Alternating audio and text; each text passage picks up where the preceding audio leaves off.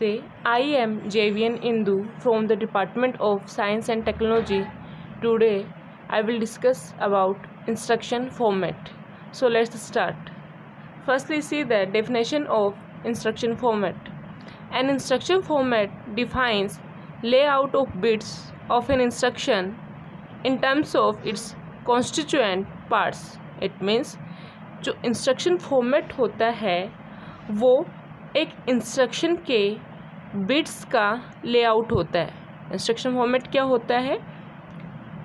किसी इंस्ट्रक्शन के बिट्स का लेआउट होता है। Next is what is instruction? An instruction is a binary pattern designed inside a microprocessor to perform a specific function. It means instruction एक binary pattern होता है जिसको microprocessor के अंदर किस लिए डिज़ाइन किया जाता है? एक स्पेसिफिक फंक्शन को परफॉर्म करने के लिए। Next is instruction set. The group of instruction is known as instruction set. Instruction के ग्रुप्स को क्या बोलेंगे? Instruction set. Next is opcode. Opcode stands for operation code. It is an instruction that tells processor what to do with the variable or data written besides it. It means opcode का full form क्या होता है? Operation code. अब opcode होता क्या है? ये एक इंस्ट्रक्शन होता है जो प्रोसेसर को बताता है कि वेरिएबल्स के साथ और जो डेटा उसके अलावा राइट किए गए हैं उनके साथ क्या करना है। Next is operand. Operand is a variable that stores data.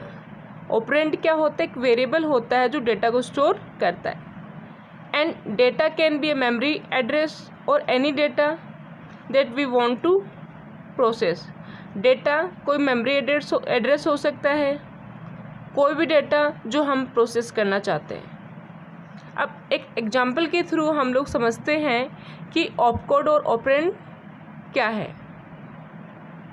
Example में हम लोग ने लिखा है MVI A, MVI का क्या मीनिंग हो गया?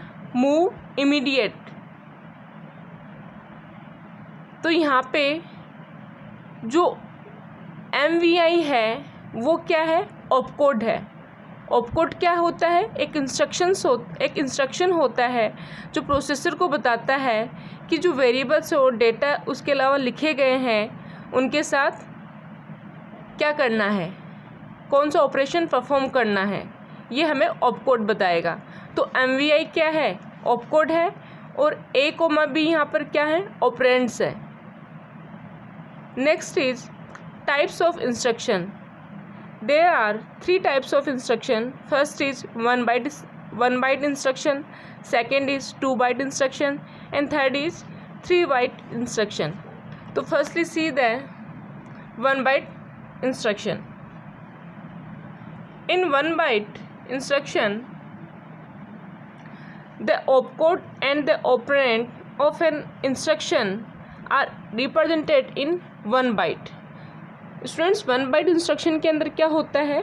जो ऑपकोड और ऑपरेंड होते हैं इंस्ट्रक्शन के, उनको 1 byte में रिप्रेजेंट किया जाता है। तो कितने बाइट की नीड होती है? 1 byte। 1 byte meaning 8 bits. 1 byte का क्या मीनिंग होगा यहाँ पर? 8 बिट्स। फॉर्मेट है जिसमें जो फॉर्मेट है उसमें जो ऑपकोड है वो क्या है यहाँ पे? 1 byte का। अब एग्जांपल देख लेते हैं। जैसे कि लिखा हुआ है मूव B, A। तो मूव B, A मीन्स कि हमें क्या टास्क परफॉर्म करना है? Copy the content of accumulator in register B। Move B, A का क्या मीनिंग हुआ? जो A है यहाँ पर, A का क्या मीनिंग है? Accumulator.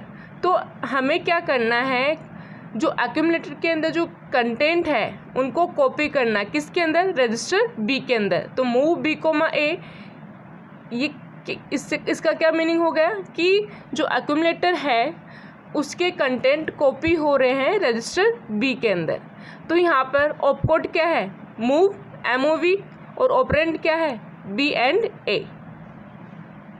The length of these instructions is 8 bit, each requires one memory location। ये जो 1 बाइट इंस्ट्रक्शंस होते हैं उनकी लेंथ कितनी होती है, 8 बिट मीन्स 1 बाइट, और हर एक को क्या रिक्वायर होती है, 1 memory location. Next is 2 byte instructions. 2 byte instruction is the type of instruction in which the first 8 bits indicates the opcode and the next 8 bits indicates the operand।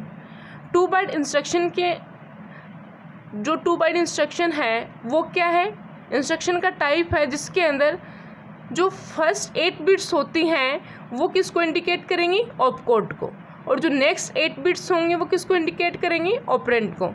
Students देखिए इसका format देख लेते हैं। Format के अंदर देखिए हमने first जो 8 बिट है उसमें क्या है, ऑपकोड, और सेकेंड जो 8 बिट है उसके अंदर क्या है, ऑपरेंड।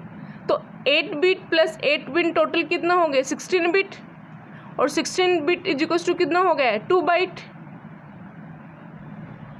अब देखिए इसको एग्जाम्पल देखते हैं। सपोज हमें टास्क मिला है, load the hexadecimal data F2H in the register B, means कि हमें हेक्साडेसिमल जो डेटा है F2H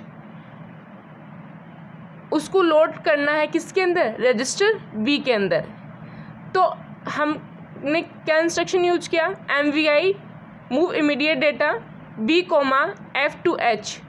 तो यहाँ पर जो MVI है वो हमारा क्या हो गया, ऑपकोड हो गया, और MVI को छोड़कर जितना भी यहाँ पे वेरिएबल्स हैं, जो भी डेटा है वो हमारा किस में जाएगा, ऑपरेंड में जाता है। तो ऑपरेंड हमारा क्या हो गया, B F2H, ये हमारा क्या हो गया, ऑपरेंड हो गया। तो ऑपकोड सिंपल हमारा क्या होता है, जो कौन सा ऑपरेशन परफॉर्म करना है, जो इंस्ट्रक्शन होता है वो हमारा क्या होता है, ऑपकोड होता है। अब और ऑपरेंड क्या होता है, ऑपकोड के अलावा जो डेटा रिमेनिंग रह जाता है वो हमारा वेरिएबल्स जो रहते हैं वो हमारे क्या होते हैं, ऑपरेंड होते हैं। This type of instructions need 2 bytes to store the binary codes. इस टाइप के जो 2 बाइट जो इंस्ट्रक्शंस होते हैं उनके लिए 2 बाइट्स की नीड होती है, किस चीज़ के लिए, to store the binary codes, binary codes को स्टोर करने के लिए। Next is 3 byte instructions. 3 byte instruction is the type of instruction in which the first 8 bits indicates the opcode and the next 2 bytes specify the 16-bit address। It means 3 byte instruction के अंदर जो first 8 bits होती हैं वो किसको indicate करेंगी, opcode को, और जो नेक्स्ट 2 बाइट्स होती हैं उसमें क्या होता है, 16-bit एड्रेस होता है।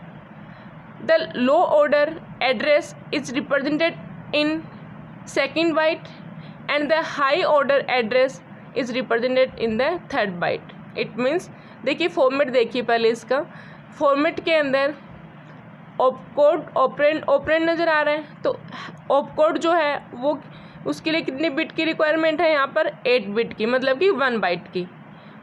अब उसके अलावा जो 16 बिट्स हैं उनका यूज किस में किया जाता है, जो लो ऑर्डर एड्रेस होता है और जो हाई ऑर्डर जो एड्रेस होता है उनको रिप्रेजेंट करने के लिए।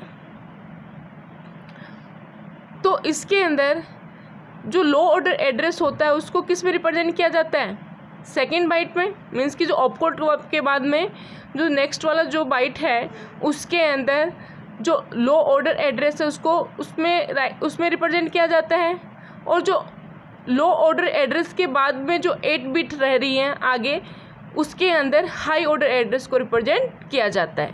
तो 1 byte plus 1 byte plus 1 byte equals to कितनी हो गई, 3 बाइट्स। अब सपोज इसका एग्जांपल देख लेते हैं स्टूडेंट्स 3 बाइट इंस्ट्रक्शन का। तो यहाँ पर देखिए हमें सपोज हमें टास्क मिला है load contents of memory 3010H in the accumulator. हमें लोड कराना है कंटेंट्स किसके, कौन सी मेमोरी के, 3010H जो लोकेशन है उसके इन द एक्यूमुलेटर के अंदर। तो LDA हमारा क्या इंस्ट्रक्शन हो गया, तो वो हमारा क्या हो गया, ऑपकोड हो गया। और 3010H हमारा क्या हो गया, ऑपरेंड हो गया। अब देखिए student, these instructions would require 3 memory locations to store the binary codes। तो 3 बाइट जो इंस्ट्रक्शंस होते हैं उनको 3 मेमोरी लोकेशंस की नीड होती है, रिक्वायरमेंट होती है बाइनरी कोड्स को स्टोर करने के लिए। So today I discussed about instruction format.